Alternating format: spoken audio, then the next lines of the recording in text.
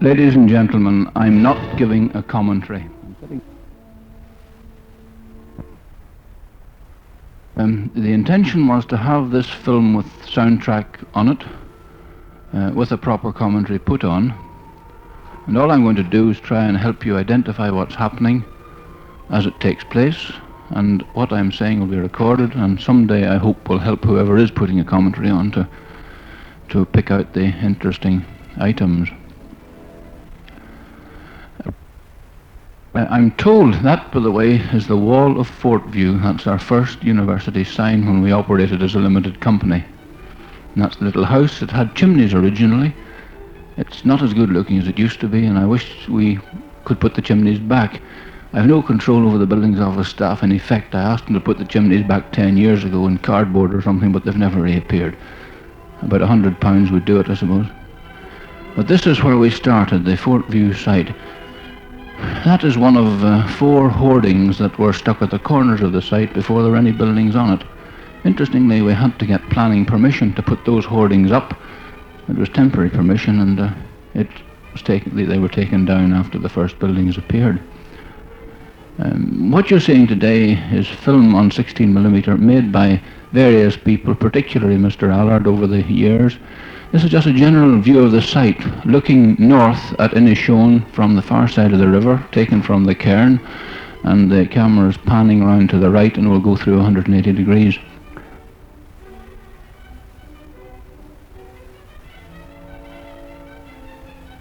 I was saying that we've got about 4 times this on 16mm, and this is Mr. Allard's editing of what we've got in his attempt, which I think has been very satisfactory, to produce an interesting little film. It is fascinating to look at the site here coming up, you see. That's Seaton's boathouse, whatnot there. Or is it? No, we're coming up to the Crana site. Sorry, that's the Crana. Now that you're looking now at the residences, you're beginning to look at phase 2, and now you should be looking at phase 1 in the centre. I don't know where this came from. It's obviously, that was an armband from a steward on some occasion or other.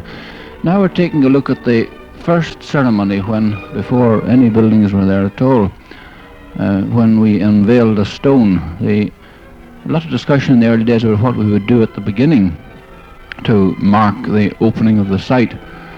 And there was on the site an old gatepost, a single gatepost. It had lost its buddy, and Terence O'Neill, then Prime Minister, that was the Ombudsman at the time, who came over to see us. I'll identify people as I can. Not sure. The Mayor of Coleraine, Mr. Hamill. Jerry Macaulay, then Portrush. Mrs. Hamill.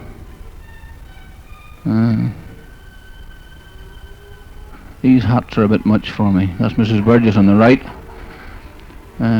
Terence O'Neill again.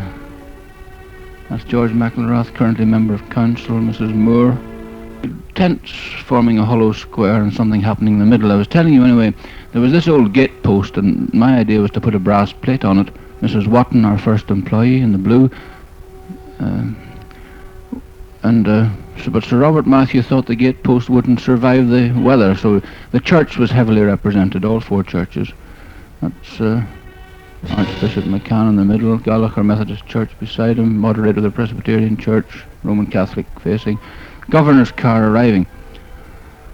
Lord Erskine, that car came up breaking the flag. The car came up from the Piggery Lane, and there was a little road that extended straight from the Piggery Lane with John Moore, Chairman of Executive Council, last Vice Chancellor.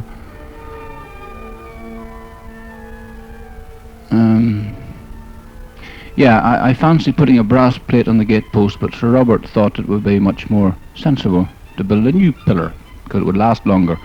So he built a pillar which was meant to be an Ulster gatepost. Frankly, it's not terribly like an Ulster gatepost because there's a slate top, and the top was sculpted somewhere in Scotland. And I suppose, being a bit bloody-minded, we've kept the other pillar as well to show that the pillar wouldn't fall down. So now we have on the site Sir Robert's pillar and the old pillar. People often ask us why these two pillars are there, and that's the explanation. Lord Erskine, the spiel. Part of the difficulty here was how, with nothing but tents and chairs and an open field, you unveil a stone, and we worked out a rather intriguing system which I'll let you observe as it happens. We thought we would put the site equipment to some use. I don't think we've any sound for this, I can't be sure. You'll see that thing in the middle there plastered with Ulster banners. That was in the day when the Ulster banner was a very reputable flag. It now has become a party symbol. In those days it flew from the masthead with the jack at Stormont. One of McKee's digger drivers. This was a very clever piece of work, I think. I don't know how he did it, or how long he required to practice to do it.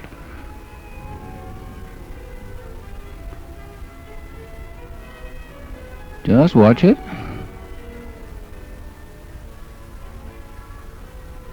Keep on watching. There we go. And there you are. And that is not a traditional Ulster gate post. That's Sir Robert Matthews' idea of what a traditional Ulster gate post should look like.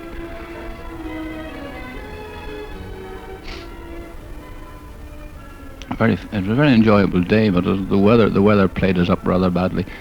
Oddly enough, in the days before we had buildings, when we had degree ceremonies, the weather nearly always behaved. This was, I think, probably the worst day that we had. The sun didn't shine. Until we got our Phase 2 buildings, we usually had good weather. Sir Robert Matthew in the white Macintosh behind, there he is, Lord Erskine with him.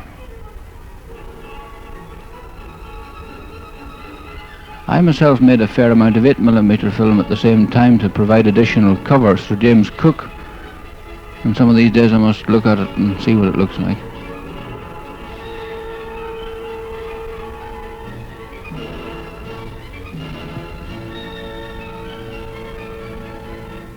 Chancellor.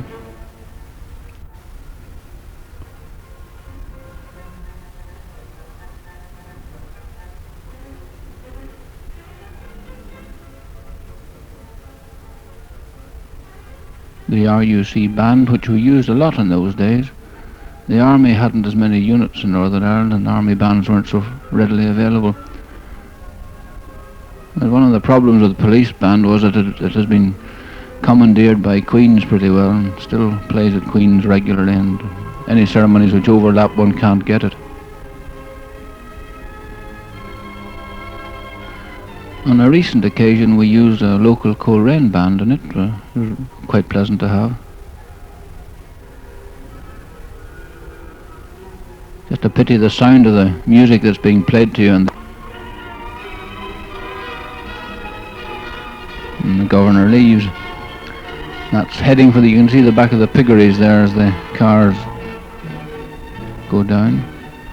Now we're beginning to take a look at the Phase 1 building, which was just beside that site. There's the first little model of it, and it's not much different from that, in fact. Cardboard model.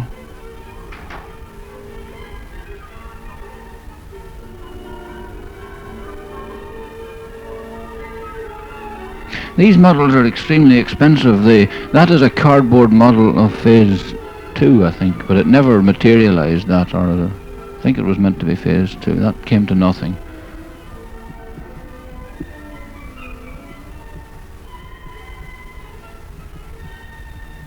You can see the idea of running down to the river.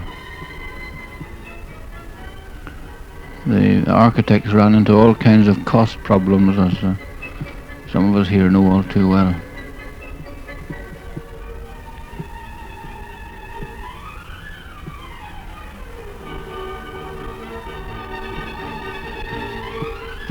Now you're looking at the Cave Hill building, which was put up very quickly to give us something to live in 1968. Temporarily, theoretically 10 years, it'll probably be there for 100. It's quite a good building. Done as a minor works job, compressing the minor works allocation of 2 years together. Again, the site at the corner, this is taken from the Shell Hill Bridge. Here we're looking at plans of phase 1. There's the big lecture theatre. These men are plotting what they're going to do.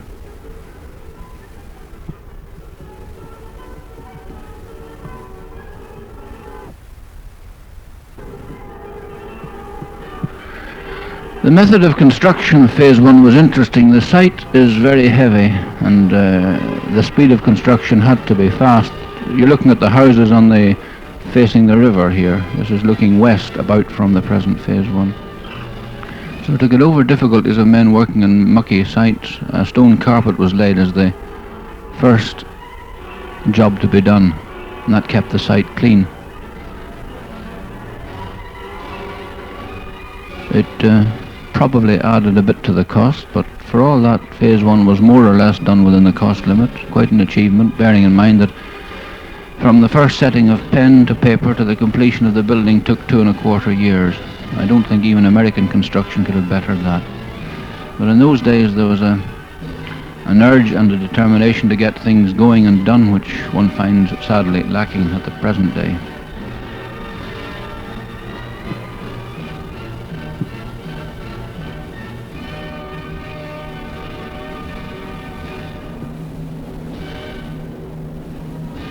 In fact, I remember well laying carpet with others myself in what's now the student area in phase 1 at about 11 o'clock at night on the 30th of September.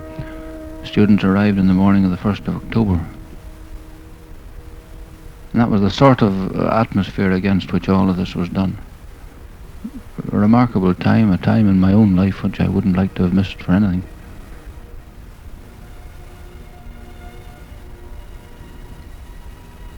You're looking west now at the Coleraine Road pretty well. Those trees on the left there, many of them have gone now because they're very old.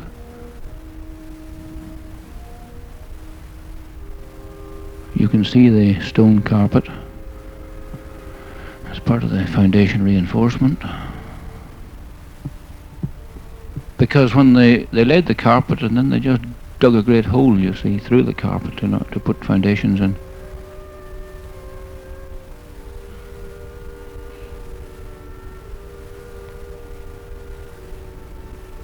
The sort of information I'd like to see on a commentary would be someone talking about the size of the building. Frankly, I've forgotten how much concrete was used, how much, what weight of copper in the electrical wiring. That would all be interesting information, I think, for posterity.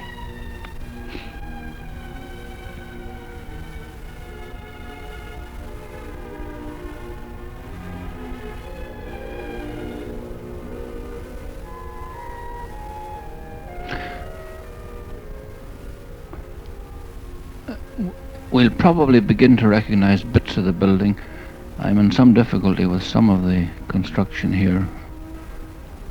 One of the interesting things about this building was when the construction of the present student area and the games hall, where there's a space frame roof, the roofs were built on the ground and lifted up by the four corners by 4 cranes and set in position on top of stanchions. There, for example. See the stanchions stuck in and then the thing supported, then the crane's taken away once it was fixed.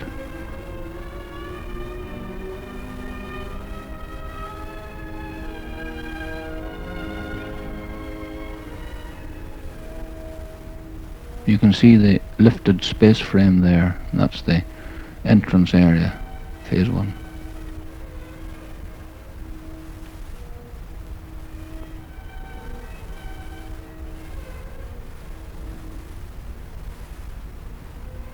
This would be about 1967, springtime.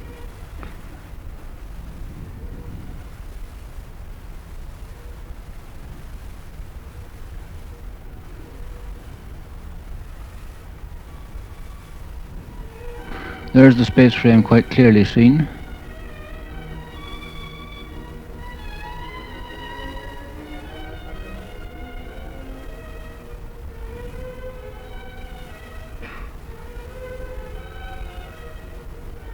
Seeing that manhole cover in front makes me comment on one of the sad problems of rapid building. We found one specifies for manhole covers, one specifies for joints in pipe work, coupling up the heating system, but one doesn't always find the joint underneath the manhole cover.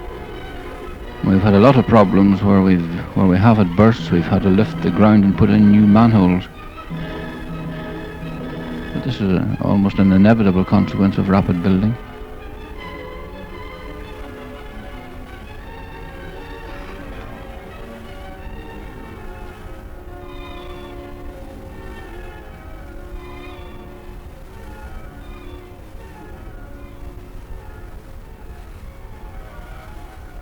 Contractors were F.B. McKee, a Belfast contractor,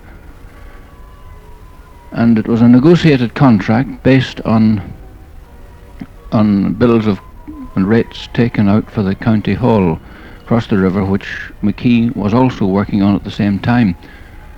The county hall rates were regarded. They won the county hall contract by competition, so that satisfied the competitive tender argument. They applied the same rates to this building, which followed 6 months later. Then when we got to the second phase of building, at that time we were still under pressure to develop at an extremely fast rate, and it wasn't possible to contemplate ordinary tendering for each section, and we devised, with the help of UGC officers, a system of contractual arrangements which really provided for a series of contracts based on updated bills depending on fluctuations in prices. Very complex system that hadn't been tried in the UK before, but probably had there not been a stop-go policy in relation to the numbers of students likely to come, would have produced a very interesting series of buildings at a relatively, at a competitive cost. I think the idea was good. What went wrong was the fact that the student targets never really got themselves properly stabilized. We hear an awful lot of nonsense talked, particularly this week, about 6,000 students. What is not made very clear is that government never approved a figure in excess of 2,000 to 3,000. Lockwood talked about higher figures, but in pretty hypothetical terms. But regrettably, the media pick up the figures that are most capable of criticism. The official approved figure was 2,000 to 3,000 by 1973, and strictly, we have probably met that target. Although, without doubt, if things had been different, we could have gone bigger.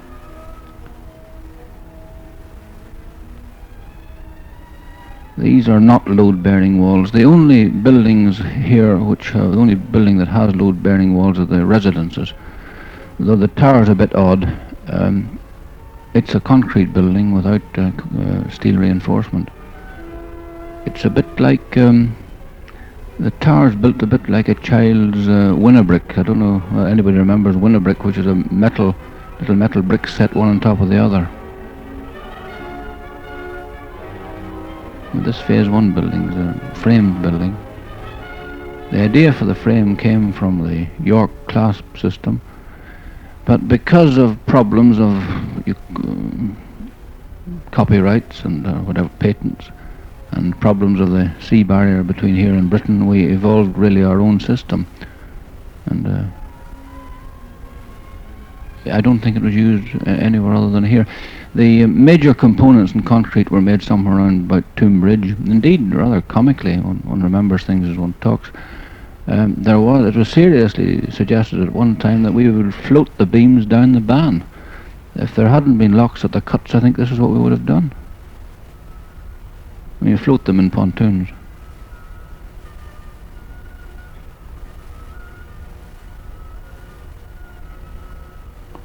There are things taking shape. You can see the stair towers of the odd triangular shape that Sir Robert Matthew fancied appearing. That's F block, science block, developing. There's the top of the education centre, library. That's taken from the gateway above Fort View. This is on the roof. And probably one of the causes of our roof problems was the speed of construction. Certainly that's the argument made by the architects. If we hadn't had to lay screeds at such rate, possibly it would have been easier to have done it and ensured against the ingress of water. Now we turn to the railway, where the railway company put in a halt for us. They're building a platform. In those days the track wasn't used except in the summer months, so there's plenty of leisure and time in which to do it.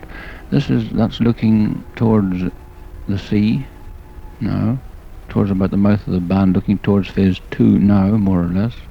Camera swinging around.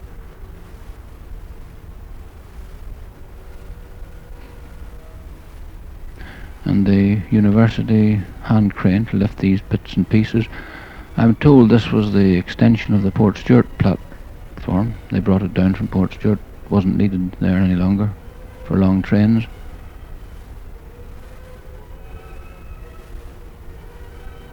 The railway company put in the platform, and the university built the little hut on top, which you see there. And the cost to us of that was something of the order of a couple of £1,000. I'm told that British Rail, when Lancaster asked the price for putting a halt in at the University of Lancaster, in those days they were quoted £40,000 to start off with. We got this for nothing.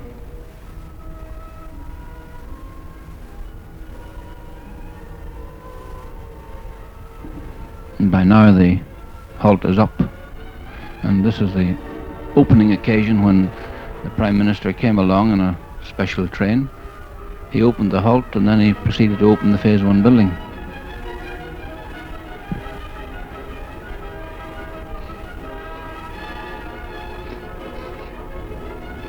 Mayor of Coleraine with his chain there, Mr. Hammer. Mr. Scott, County Surveyor. Miles Humphreys, Chairman of the Railway Company, Vice Chancellor.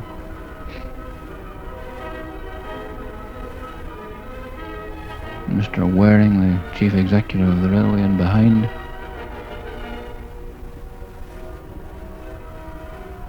There's phase 1.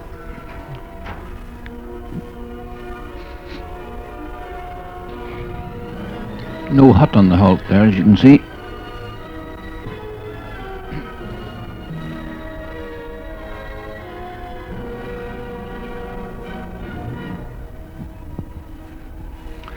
Now we're inside the courtyard, just outside the student area, where there are several rocks lifted from the site and inscribed. They formed the foundation stones of phase 1. It's taken just outside the front door. Terence O'Neill, Vice Chancellor. Captain Long, Minister of Education, in the background. It's Captain Long with the glasses, Terence O'Neill opening the building. In the phase 1 entrance lounge. The wall finishings are interesting. You see that tiled effect. That was much more expensive finish than the finish in the phase 2 buildings, where costs had to be cut back a bit. And you'll have noticed that it is worn very much better than the phase 2 finishings. Again, the Ulster banners were used, but by then they still hadn't become a party political emblem. Sir James Cook, John Moore, Captain Long, R.S. McCulloch, still with us.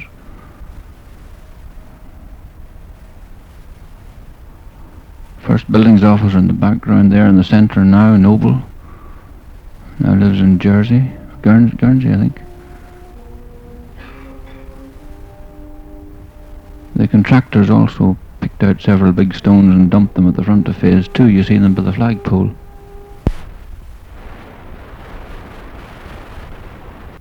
The basalt underneath this site is at varying depths down to about 12 feet. We regularly are told that the phase 2 buildings walked away from the phase 1 buildings in the course of design. And I was trying to recall why that was so, and I think I've remembered the answer without looking at papers. we had a site test boring contract covering the whole site, and when the boring test bores were made, phase 2 had to be pushed along further towards the sea in order to get away from some shifting rubble which wouldn't have given a firm foundation. Now we're looking from phase 1 towards the beginnings of phase 2. You see a kind of lake in the middle there. That's more or less where the boiler house is at the moment, the podium. The construction of phase 2 started with the science schools, then the boiler house, or I think the boiler house first, then science schools.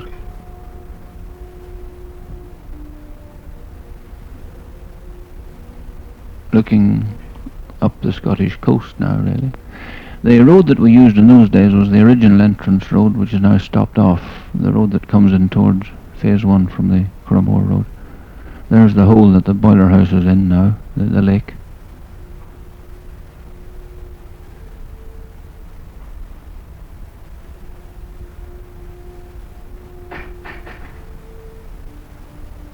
It's very pleasant at the moment not to have all this going on site, and to be able to plant some trees and make the place look much more comfortable.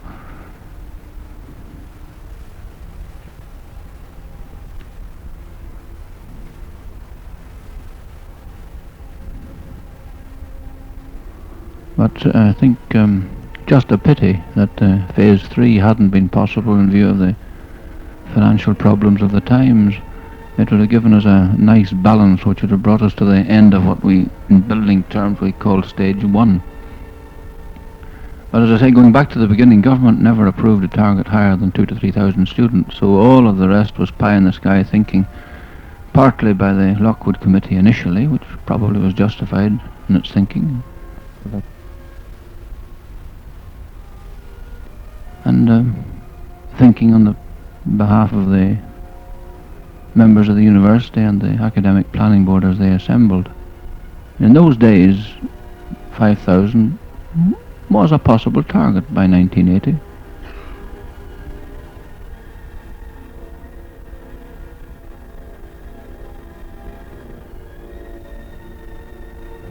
These are the science schools going up. You know the 3 spurs that stick out from the spine. There you are, you can see the 3 spurs quite clearly now, the spine to the left when it comes, and the boiler house taking shape beside that concrete, yellow concrete silo in the middle.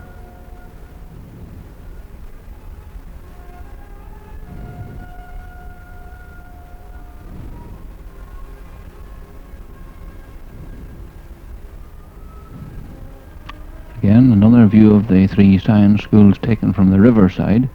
That's, you're looking through the library more or less at the moment. You're looking along the library, looking north at the moment. Taken from phase 1, looking towards the road and the railway,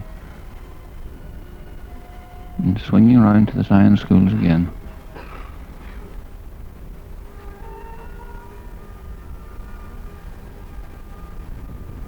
That's the library roof just immediately, phase 1 library roof immediately below you. Looking along the spine, cameras coming into the spine.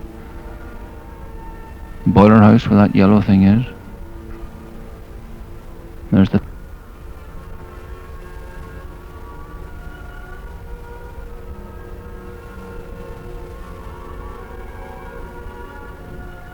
looking in the other direction along the spine. The tower construction, the first 2 floors were in situ concrete, and the top floors were built by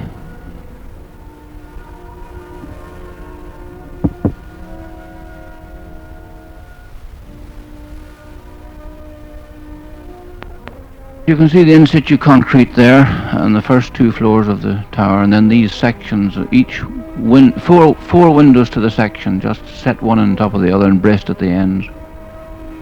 So far it hasn't fallen down.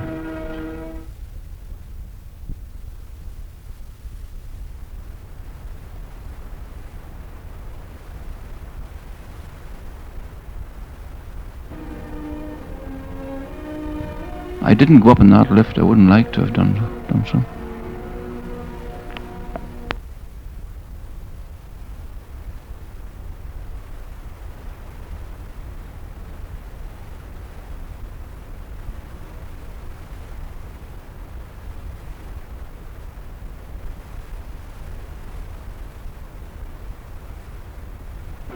Once again, science schools. It was quite a long walk from the Phase 1 to the science schools, and a pretty wet walk at times. One didn't worry about covered ways and things. One just put one's boots on and went. That's the beginning of the steps up to the podium. Tower. With the original chimneys, which went on fire. That was a great night. They're made of a resin bonded compound. I think it was resin bonded asbestos, and when they flashed, the resin went and the things collapsed. I didn't see it, but I'm told that for several minutes there was a marvellous display of pyrotechnics, about 3 times the height of the tower. I was at home at the time, and the head of the intermediate school rang me up and said, "Your tower's on fire." And I said, "Nonsense, it couldn't be on fire, it's built of concrete." He said, "It is." And sure enough, when I got in quickly, there were no chimneys left. This is one of our ceremonies. I'm not sure which degree ceremonies in Phase 1. Could be the first one. I really haven't had time to place it. With the academic procession, which came down the long corridor, along the bottom and up the middle, and the platform procession came in from the other end where the student offices are. We got about 600 to 700 people in, both on the ground floor, as here, and up on the shelf. We put some tiered seating on the shelf, which again one adapted with what one had, and that was part of the fun, making do and mending.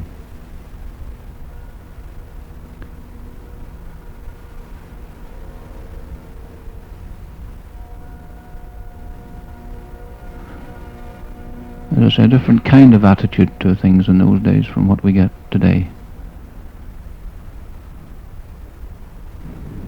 Sense of enterprise, determination to do something original and make something work, rather than argue about the merits of how you do it.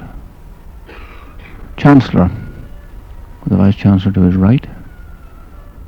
Same type of platform lay up as we still have.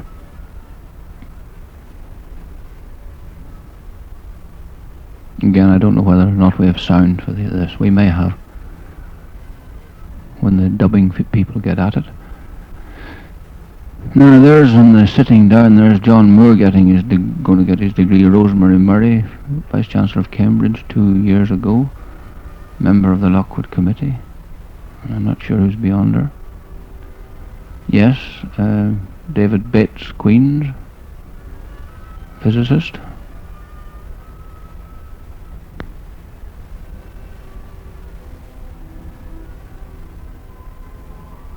With our head porter still doing his stuff. Public orator, Professor Milton.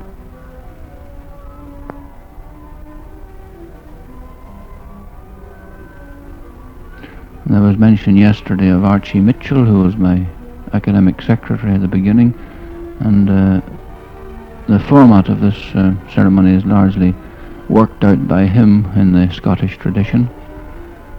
Partly arranged the way we have it because we liked it this way, and partly we wanted to be a bit different from Queen's.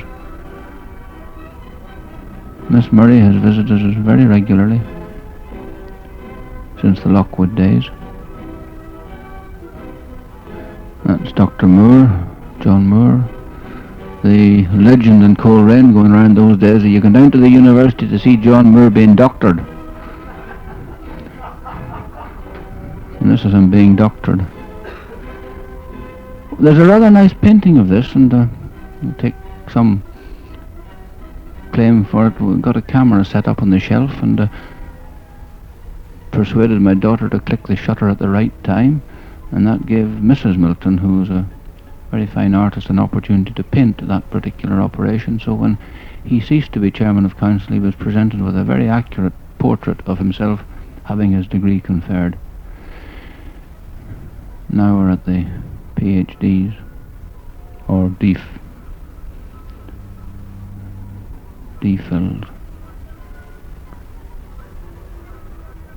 And I think sitting down there on the extreme end of the row, I think that is Mrs. Campbell, still chairman of convocation, about to take a master's degree. Mr. O'Keefe, then Dean of the School of Humanities.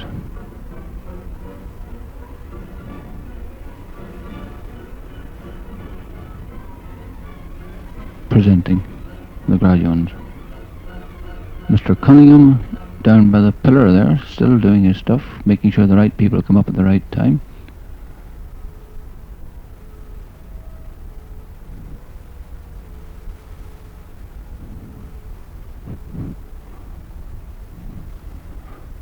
This gives you a better idea of where things are happening. The platform backs onto the glass area opposite the door at the entrance lounge. Mr. O'Keefe.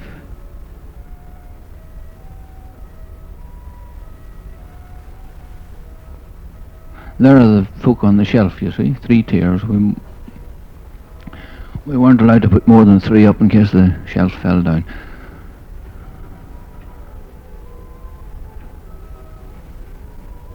Mr. Lindley, skillying at the camera.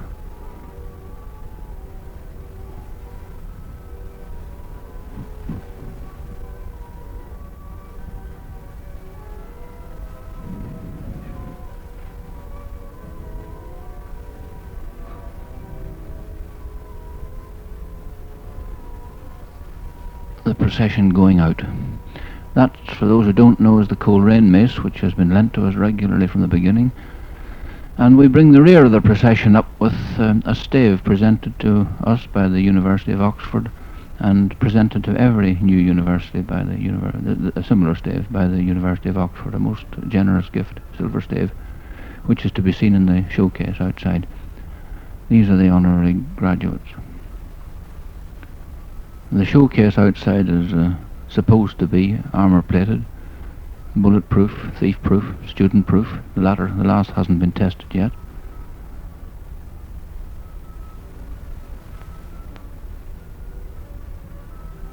Now we're having our garden party. You can recognise that sign. You've seen it.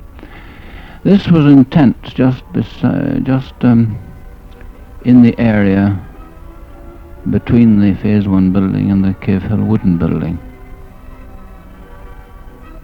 You can see Phase 1 over there. Something very nice about these occasions, out in the open, after we got our phase, George Sims, Archbishop of Armagh, after we got our Phase 2 buildings, we decided we couldn't really ask the weatherman to keep giving us good weather, and we moved into the Diamond area and used the terrace over the river for this. But there was something very nice about wandering about on the grass with a tent. Aerial photography by Mr. Allard when a BKS plane took him up one day, and he tells me when the camera rocks that means he's nearly fallen out. He hadn't much to support him. Gives you a very good impression. The diamond is there up, you can see it. There are the science schools, the spine. There's the car park in its present shape at the tower. And there's the roundabout, part of our idiotic road system, designed by people who I don't think really knew what they were doing. That's a rather nice view of the mouth of the river, and in Ishowen.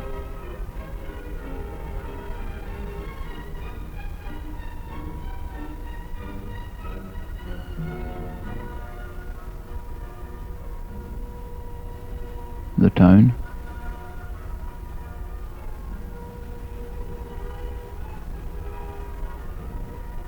McGee.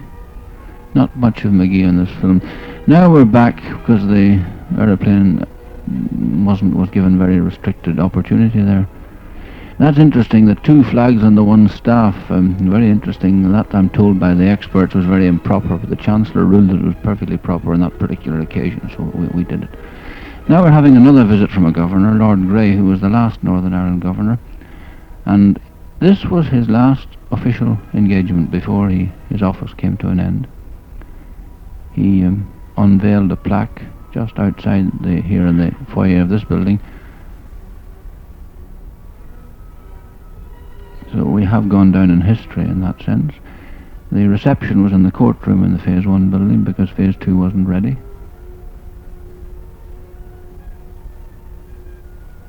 That's Senator John Drennan, Her Majesty's Lieutenant for the county on the left. The HMLs have gone now with the change in constitution. The governor found a hole in the ceiling he was not too sure about, nor is Mr. Welsh.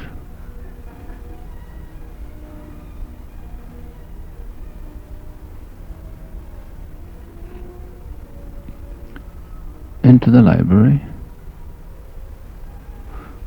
The librarian, with us from the beginning, in the library, Phase 1. With some display cases set out here with some things in them, and I think, if my memory is right, we had been promised Mr. Henry Davis books at this time, and I think there were some of them in the cases.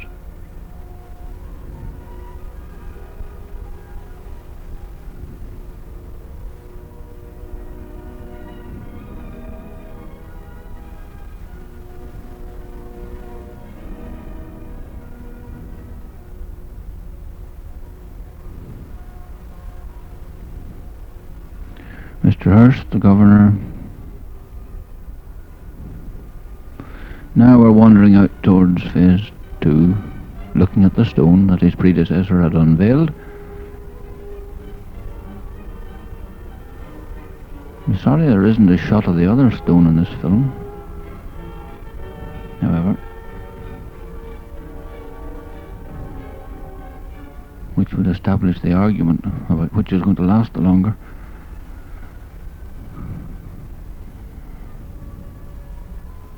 With his back to us on the left, Sir William Jenkins, who is the chairman of the company that built the diamond, Gilbert Ash, and the buildings on that side of the river, Mr. Fleischer, the chief executive of the company behind him. Coming up here into the, I'm not awfully sure, I think this is into the social science, no it's not, we're into the main entrance lounge here, where the light isn't very good. We're up the stairs in the first floor, where the registry offices are, and going further up the stairs to the library. A very naked library. That was Mr. McKee there, of the contractors. But this empty library gives one a great impression of spaciousness. Now the unveiling.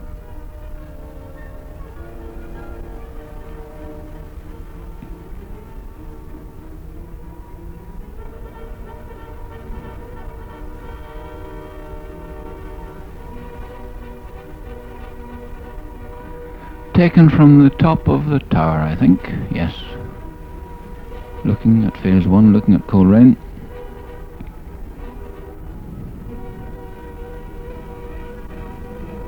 It's a very windy place to be. I don't recommend it to anybody, except on a very calm day. The Ballysally estate beginning to develop over there. There were no houses at all there when the university started. The idea of this site, for those who don't know, in terms of its selection, is that as the towns grow, they'll converge in the university, and the university will be on its 300-acre site in the middle of an urban environment. Now, I'll never see it, and possibly nobody in this room will see it, but it could happen.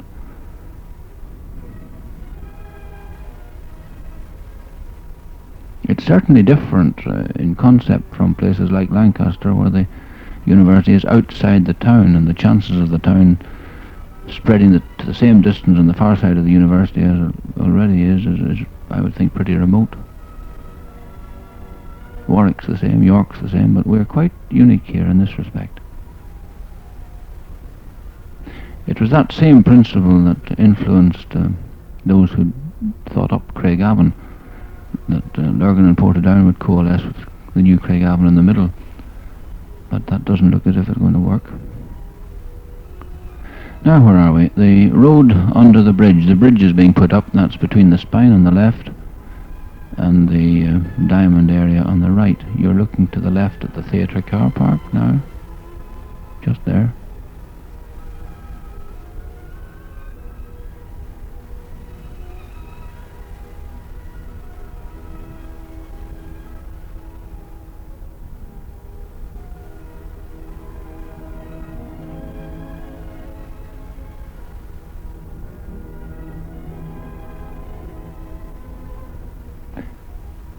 Social Sciences, with its temporary fire escape still there on the right. That's still there because phase 3 was meant to be joined on there, between there and the spine. I think we'll have to do something about that temporary fire escape. It could well be temporary for a very long time.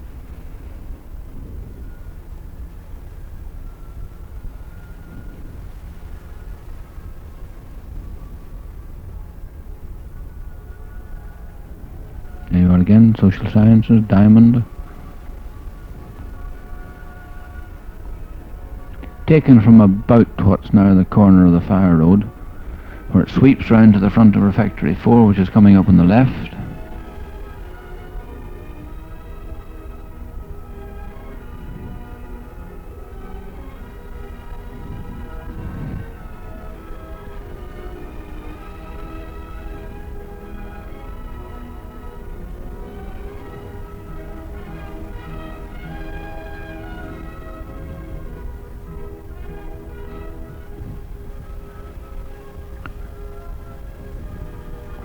Diamond again, and the terrace outside the diamond. This is taken more or less from where the theatre is now.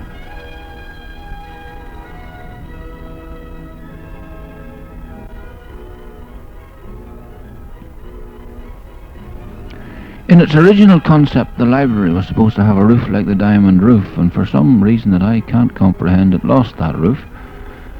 The argument for the library being on the top floor of the spine was that it could be a long library, it would be up out of the way, it could have permanent sunlight beating through the roof, but when the architects came to do the job, they filled the roof in, made a heating plenum that didn't work, and really the library could equally well have been in the basement and saved us a packet in putting it up on stilts. Now we're into the daffodil garden. This is an occasion when I wasn't about the place, I don't know where I was. But some very nice shots of the daffodil garden and the opening ceremony. To those who don't know, the daffodil garden is a memorial to a man called Wilson, Guy L. Wilson, who had a house just outside Brashane. And he was a very well-known daffodil grower and had examples of most of the daffodils that had been grown in Ireland in his garden. And the Irish Daffodil Growers Association, under the inspiration of Sir Frank Harrison QC, offered us the opportunity here, this is the Fort View grounds, offered us the opportunity of having a daffodil garden which would in fact have examples of all daffodils ever grown in Ireland, and that's what we have now. The work in this place, by the way, in this Fort View garden, there's this waterfall, the most attractive thing, was done by Enterprise Ulster.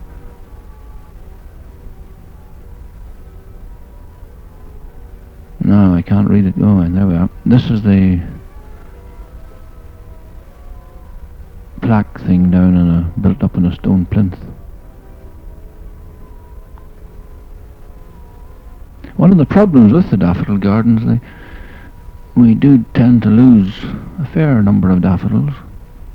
Gardeners borrow from one another, so they borrow a few daffodils at times too, in the springtime. Fort View just immediately in the foreground, swinging around and looking towards the river.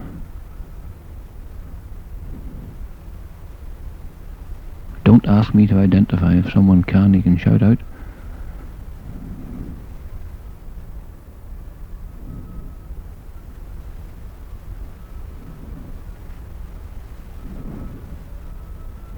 There was considerable argument in the early days as to whether or not the Fort View site was part of the take, but some of us contended that it was, and that is. That's what's important.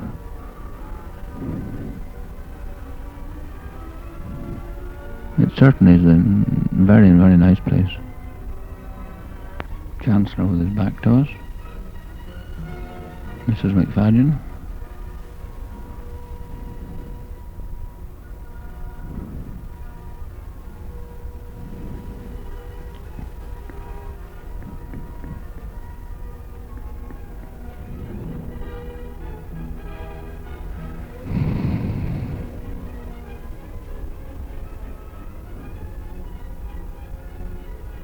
Now we have our own flag by now, so we can use it.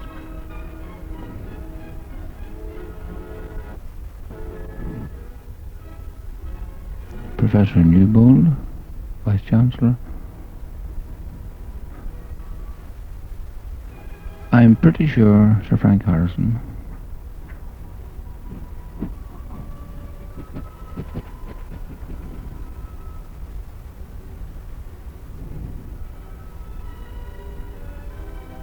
Again, a good day. The Almighty is very kind to us here.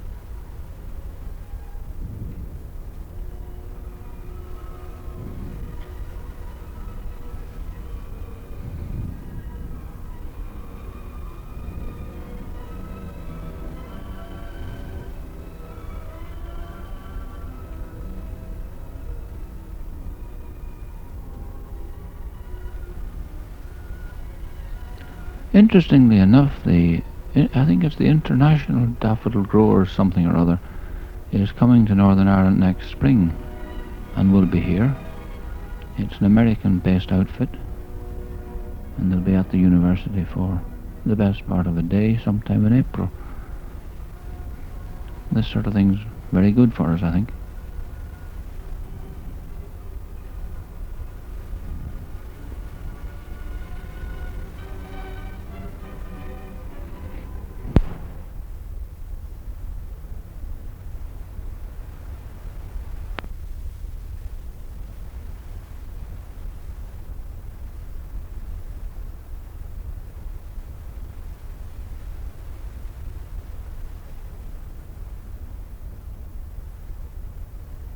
Very interesting. Here's the library without its shelving in.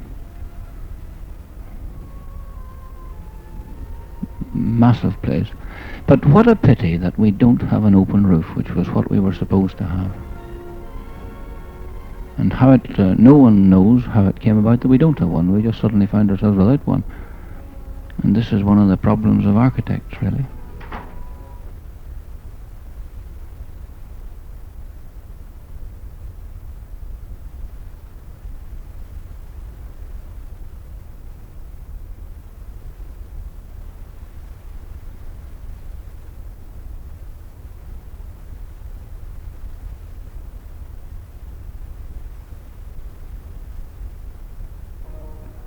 However one tries to keep an eye on what they're doing, they tend to do what they want to do anyway. But I suppose they're not the only profession which operates that way.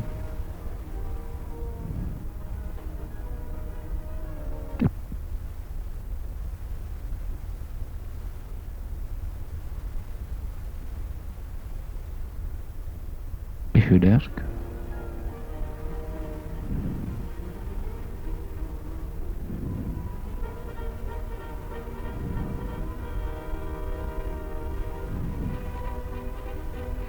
Shelving going in. That's the science library beyond.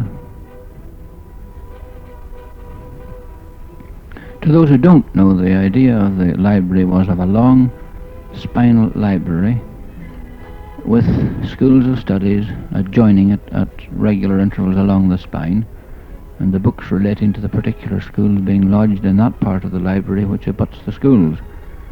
Ergo, you've got one central library, but you have local or departmental libraries under central library control. Very good idea, a bit difficult with staffing, but our present librarian has done remarkably well. The staffing wouldn't be difficult perhaps if we didn't also have security problems. So you can't open an infinity of doors up and down the spine. If we had a happy situation where books never walked outside the library, then you could open up the doors down the spine and have ready access from different points along the spine. Here are the residences going up, and they're in traditional form, load-bearing walls. I was talking to some students in the residences the other night, and got quite a surprise when I found that one of them, who is in office in the residences, didn't realise that they're loan provided. We were talking about all kinds of things like size of room and amount of the charge made, which is a charge by way of fee rather than rent, which is significant. Why we cost so much for apparently so little, or so it was said. That nobody had told them that these residences had to be built with borrowed money, which the university had to pay off over 20 years. So I'm taking it on myself to send him a copy of the last accounts, and perhaps he'll wish then to tell other students there just exactly the position that the university is in relation to repayments. Here we're again now looking at the diamond and the refectories to the right of it. The theatre's going in. You can see the circuit. Here we are. Is it octagonal? I'm not very sure. Polygonal anyway.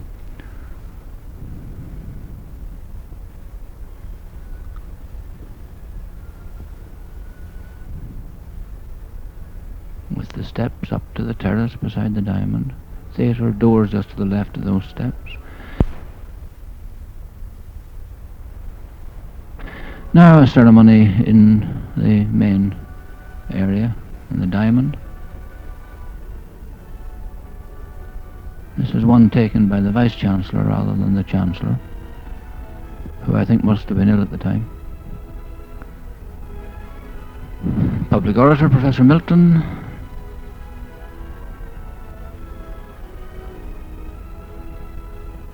No, sorry, we've changed. Professor Lear is now Public Orator. Professor Milton's there as an Emeritus Professor. Ray Davy, Dr. Merrison. Two Pro-Chancellors, Vice-Chancellor and the Town Mace, Borough Mace.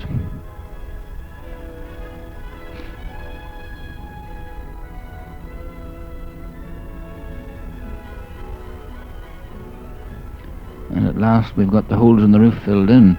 This was an architect's idea, that the sun would always shine and always be warm, but I think he got the wrong climate for that.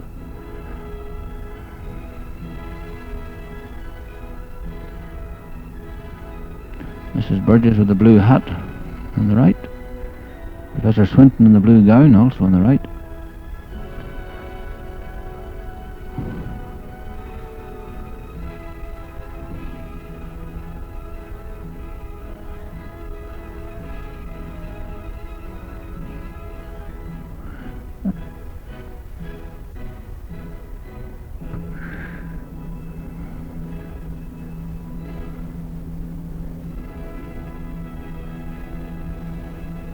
Again, I doubt if we have sound for this, but we may have.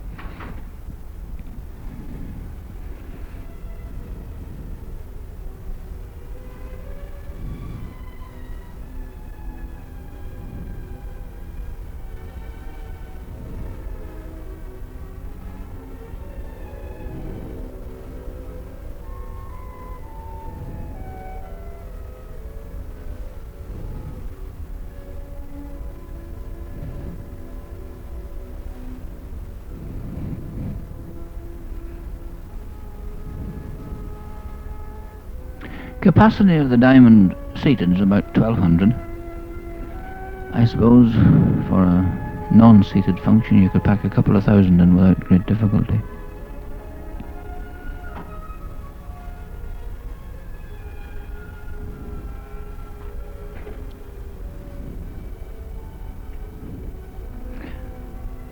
It is a problem, or was a problem, for new universities to get a hall of any kind until they had grown above, I think, about 3,000 students. I'm not quite sure what the figure was.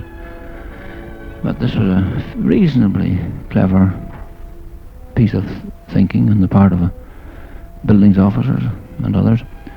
And that diamond was done theoretically for the price of a small hall. By taking the view that the ground had to be filled in anyway, so that's the hard core floor site development. And the supporting walls, for instance, on the left there, that's a refectory wall, that had to be built anyway.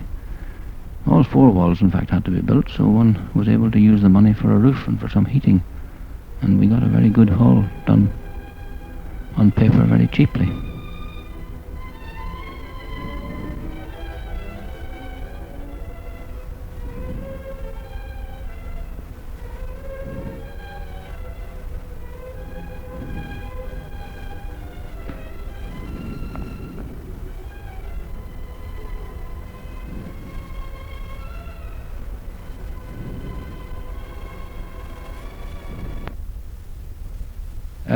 Dr. Merrison and Ray Davy of Corrymeela. Yeah. And there we are, finished.